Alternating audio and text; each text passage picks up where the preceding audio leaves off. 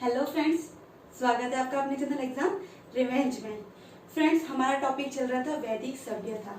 अब वैदिक सभ्यता में हमने देखा था कि उसकी वैदिक सभ्यता के दो भाग है, और दो भाग कौन कौन से हैं? वो है ऋग वैदिक काल या फिर पूर्व वैदिक काल, और दूसरा था उत्तर वैदिक काल।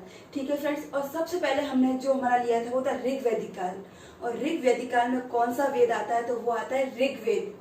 और जो उत्तर वैदिक काल है उसमें 3 वेद आते हैं। वो कौन कौन से हैं? वो है सामवेद, यजुर्वेद और अथर्ववेद। और सबसे पहले जो हमारा वेद पढ़ रहे थे वो वेद कौन सा था? वो था ऋग्वेद। और ऋग्वेद के बारे में हमने कल उसके जो उसमें कितने मंडल होते हैं, उसमें कितनी सूक्तियां होती है, कितने मंत्र है, उसके बारे में हमने कल पढ़ा था।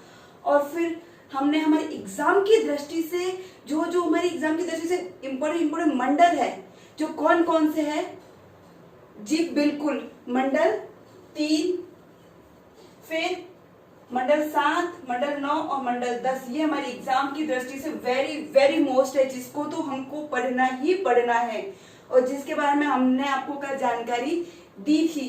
और फिर आज हम जो दूसरे मंडल है उसको आपको इतना डीपली उसमें जाने की जरूरत नहीं है, लेकिन फिर भी आपको उसको एक बार जब आप पढ़ ही रहे हो तो वो भी ज्ञान आप अपने पास रख सकते हो। आगे कभी भी आपके पास वो ज्ञान आपको काम आ सकता है, और कभी हो सकता है कि किसी एग्जाम में पूछ भी ले, इसलिए उसकी जानकारी भी आपके पास होनी चाहिए। तो चलिए फिर हमारे दूसरे मंडल है ऋग वैदिक काल के, जो ऋग्वेद है उसके जो दूसरे मंडल है उसके बारे में हम एक बार पढ़ लेते हैं। तो चलिए फिर सबसे पहले मंडल पहला। ठीक है, मंडल पहला, उसमें कितने सूक्त है? तो उसमें है 50 सूक्त है। ठीक है फ्रेंड्स, और ये किससे संबंधित है? तो ये कण्व ऋषि से संबंधित है।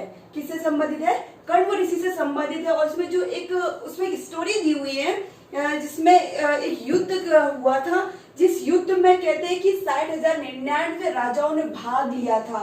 उस युद्ध में कितने राजाओं ने भाग लिया था? 60,099 राजाओं ने भाग लिया था। उस युद्ध की उसमें वो कहानी उसमें दी हुई है। ठीक है, और उसमें 20 राजाओं का जो इम्पोर्टेंट जो राजा थे उनके बारे में उसमें वर्णन किया गया है। ठीक है, फिर सबको ध्यान रखना है। चलिए फिर हमारा दूसरा मंडल देखते हैं। दूसरा मंडल है गृहस्थम ऋषि के द्वारा इसका उल्लेखित किया गया है। किनके द्वारा? गृहस्थम ऋषि के द्वारा। और गृहस्थम ऋषि को उस समय का अभियांत्रिकी माना जाता था। अभियांत्रिकी मतलब इंजीनियर, आज की अगर भाषा में कहे तो एक प्रकार से हो गया इंजीनियर। तो वो विश्व के पहले इंजीनियर माने जाते हैं, विश्व के पहले अभियांत्रिकी माने जाते हैं। ठीक है, चलिए फिर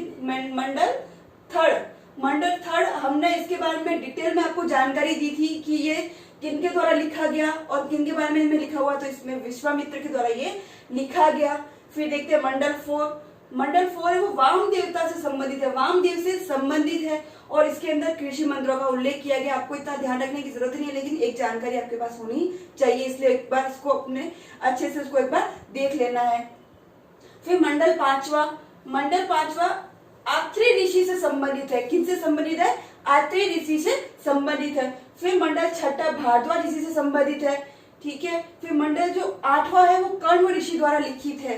ये मंडल भी कण्व ऋषि के द्वारा लिखित है। मंडल पहला भी कण्व ऋषि के द्वारा ही संबंधित है, आपको ये ध्यान रखना है फ्रेंड्स। ठीक है, फिर मंडल 9वां ये अंगिरा ऋषि द्वारा लिखा गया। किनके द्वारा लिखा गया? ये अंगिरा ऋषि के द्वारा लिखा गया। और ये हमने अच्छे से मंडल 9 के बारे में अच्छे से पढ़ा था कि इसमें जो जिक्र है वो किसके बारे में जिक्र है? तो वो है सोमरस के बारे में जिक्र है। और फ्रेंड्स, मैंने आपको बताया था कि जो मौर्यंस थे, जो अपने आप को जो मौर्य कहलाते थे, वो सोमरस का सेवन करते थे।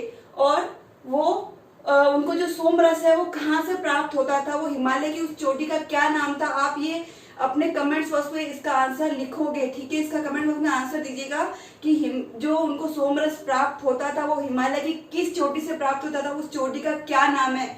तो ये क्वेश्चन आपके लिए है, इसको आपको कमेंट्स बॉक्स में इसका आंसर देना है। ठीक है फ्रेंड्स, चलिए फिर अब ऋग्वेद के बारे में हमने जो उसके 10 मंडल थे उसके बारे में तो हमने देखा। हमारे एग्जाम की दृष्टि से जो इम्पोर्टेंट मंडल थे हमने वो भी एक बार देख लिए। अब इसके अंदर जो अन्य जो इम्पोर्टेंट बातें जो हो सकता है कभी एग्जाम में आपको पूछ ले, तो आपको इसके बारे में भी आपको जानकारी होनी चाहिए। तो चलिए फिर देखते हैं ऋग्वेद की अन्य जानकारियां कौन कौन सी है। तो ऋग्वेद में बृहस्पति व जुहू की कथा का उल्लेख है। किनकी कथा का उल्लेख है? बृहस्पति और जुहू की कथा का इसमें उल्लेख दिया हुआ है। ठीक है, इसमें सूर्य ग्रहण का भी जिक्र किया हुआ है।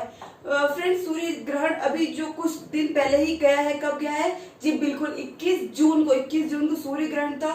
तो एक प्रकार से इसमें जो ऋग्वेद है उसमें सूर्य ग्रहण का भी जिक्र दिया हुआ है, उसमें इसका भी जिक्र किया हुआ है। फिर इसमें जो महीने के 30 दिन होते हैं उसमें ये भी बताया गया है कि महीने का 30 दिन होते हैं, उसका भी इसमें जिक्र किया गया है किसमें, ऋग्वेद में। फिर अस्तोमा सदगमय, ये जो सूक्ति है ये कहाँ से ली गई है, तो ये ऋग्वेद से ली गई है। ठीक है, आपको ध्यान रखना है जो अस्तोमा सदगमय जो सूक्ति है ये किसमें है, तो ये है ऋग्वेद में है। ठीक है फ्रेंड्स, ध्यान रखना है आपको। फिर इसमें एक विवाह की एक संस्था का जिक्र है, विवाह की एक संस्था का जिक्र है, जिस विवाह की जो संस्था थी उसका जो दीर्घमा ऋषि के द्वारा उसकी विकसित की गई थी उसका भी उसमें जिक्र दिया गया है। फिर इसमें विवाह सूक्तों में विवाह गीतों का भी वर्णन है। ठीक है फ्रेंड्स, फिर ऋग्वेद में 2 ब्राह्मण्य ग्रंथ है। कितने ब्राह्मण्य ग्रंथ है, 2 ब्राह्मण्य ग्रंथ है, और वो कौन कौन से है देखिए। फिर फर्स्ट है ऐत्रेय ब्राह्मण ग्रंथ, जिनको पंचिका भी बोलते हैं। ऐत्रेय ब्राह्मण ग्रंथ जिनको क्या बोलते हैं, पंचिका। और जो दूसरा है वो है कोष्टकी, जिनको शंकायन भी बोलते हैं। और हमारे एग्जाम की दृष्टि से ये ऐत्रेय ब्राह्मण ग्रंथ बहुत ज्यादा मोस्ट है फ्रेंड्स, इसको आपको अच्छे से पढ़ना है। ठीक है, अब चलिए फिर देखते हैं ऐत्रेय ब्राह्मण ग्रंथ। अब इसके जो संकलन करता है वो कौन है, वो है महिदास। महिदास के द्वारा ऐत्रेय ब्राह्मण ग्रंथ का संकलन किया गया। और जो महिदास थे, इनके पिता का क्या नाम था, ये ऐत्रा के पुत्र थे, इनके पिता का नाम था ऐत्रा, इसलिए ये जो ब्राह्मण ग्रंथ ये इनके द्वारा संकलन किया गया, इसलिए इस ब्राह्मण ग्रंथ का ऐत्रेय ब्राह्मण ग्रंथ पड़ गया। ठीक है, और जो महिदास है इनके ऊपर एक टीका भी किया गया है। फ्रेंड्स, ये आपके एग्जाम में तो नहीं पूछेंगे, लेकिन इसके बारे में आपको जानकारी होनी चाहिए कि आप जो आसपास की जो जानकारी होती है ना, इससे आप क्या करते हो कि उसको रिलेट करके अपने एग्जाम में अच्छे से उसको याद कर पाते हो और उसको एग्जाम में लिख पाते हो। इसलिए आपको याद करने में उससे क्या रहती है, आसानी रहती है। इसलिए आपको इसको आसपास की जानकारी अभी आपको रखनी है। ठीक है फ्रेंड्स, फिर जो महिदास है इनके ऊपर टीका भी किया गया। और टीका किनके द्वारा किया गया, ये किया गया सारनाचार्य द्वारा। सारनाचार्य द्वारा इनके ऊपर टीका भी किया गया। और ऐत्रेय नाम ब्राह्मण ग्रंथ है, इनका नाम कैसे पड़ा, तो महिदास के पिता का नाम था ऐत्रेय, और महिदास उनके पुत्र होने के कारण वो जो ग्रंथ था इसका नाम ऐत्रेय ब्राह्मण ग्रंथ पड़ गया। ठीक है फ्रेंड्स, आपको ध्यान रखना है। चलिए फिर, और जो ऐत्रेय ब्राह्मण ग्रंथ है इसमें राज्याभिषेक के बारे में भी इसमें बताया गया है। और बताया गया है कि जब राजा का राज्याभिषेक होता है तब उस समय जो ब्राह्मण होते हैं उनको भूमिदान करना बहुत ज्यादा इम्पोर्टेंट है, बहुत ज्यादा महत्वपूर्ण बताया गया है कि ब्राह्मण को उस समय भूमिदान करना बहुत ज्यादा आवश्यक बताया गया है। ठीक है, फिर राजा व राज्य की उत्पत्ति का सिद्धांत, कि राजा और राज्य की उत्पत्ति किस प्रकार से होती है उसकी उत्पत्ति का सिद्धांत भी दिया गया है। और इसमें एक स्टोरी बताई गई है कि जब देवताओं का युद्ध चल रहा था तो उस टाइम देवता हार रहे थे। देवता क्या होते वो उनकी हार हो रही थी, तब उन्होंने सोम देवता थे उनको अपना राजा घोषित किया गया था। तो ये स्टोरी इसके अंदर दी गई है, किसमें दी गई है, ये ऐत्रेय ब्राह्मण ग्रंथ में जो राजा व राज्य की उत्पत्ति का सिद्धांत है इसमें इस स्टोरी का इसमें ये स्टोरी का दी गई है, ये स्टोरी इसमें अवधारणित की गई है। फिर इसमें ये जो लड़की को ऐत्रेय ब्राह्मण ग्रंथ में कृपण क्या कहा गया है, इसमें एक वर्ड यूज किया गया है लड़की के लिए, जो वर्ड है कृपण।